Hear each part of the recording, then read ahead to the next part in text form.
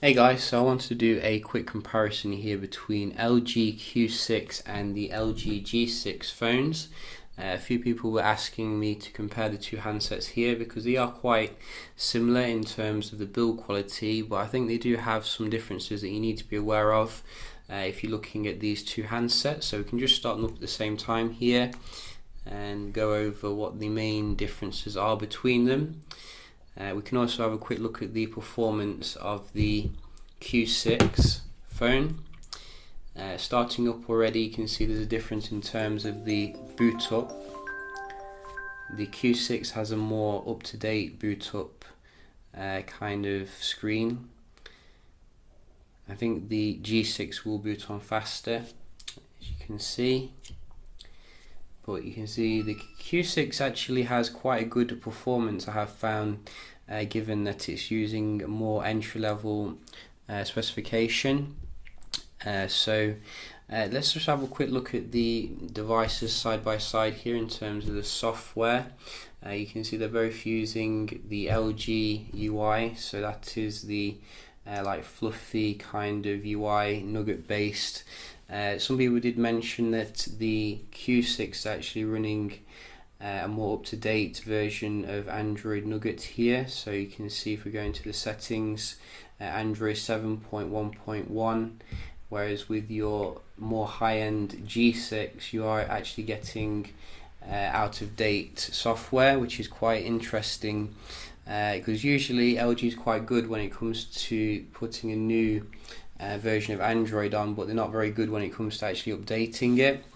In terms of the actual features, etc., you'll notice that we do get the always on display on the G6, but when you turn this one off, you can see you don't get that facility. That could be a deal breaker for some people because it is quite useful to get notifications, etc., on the front, unless there's a way to turn it on with the Q6. I have had a quick look around the settings, but I couldn't see it.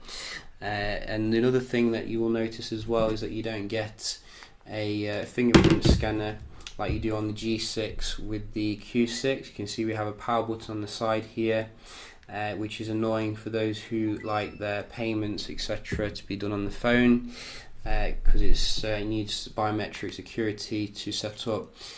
So those are some of the main differences I have found with the two. There's also probably some other things as well, like no quad DAC, which you do get in some G6 models.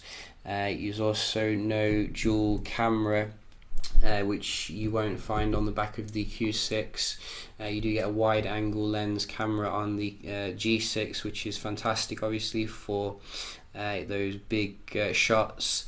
You do also get a slightly different like arrangement of the speaker here. You can see we have a speaker on the back with the Q6 versus on the side here with the G6. So not the best place, I don't think, when it comes to your speaker arrangement.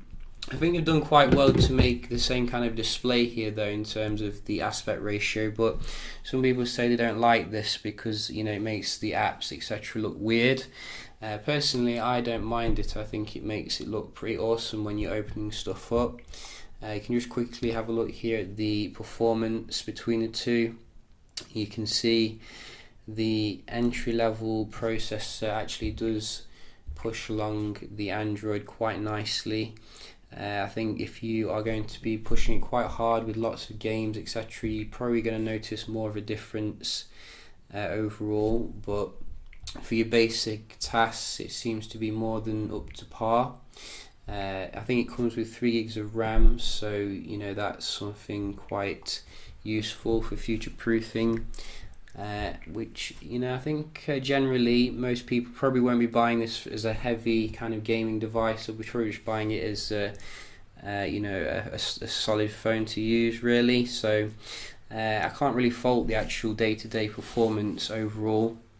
I will be comparing it with some comparable handsets of the same kind of category in terms of like Nokia 6, etc., as well as what Sony's offering, so do stay tuned for that. But just a quick little comparison here between the Q6 and the LG G6. I think there's also a Q8 as well, but that's also based upon the V20 but on a smaller form factor, so it's probably worth looking out for that because it comes with waterproofing and a dual display but on a small kind of level here. This one actually does come with waterproofing as well, which is quite good that they've put that in.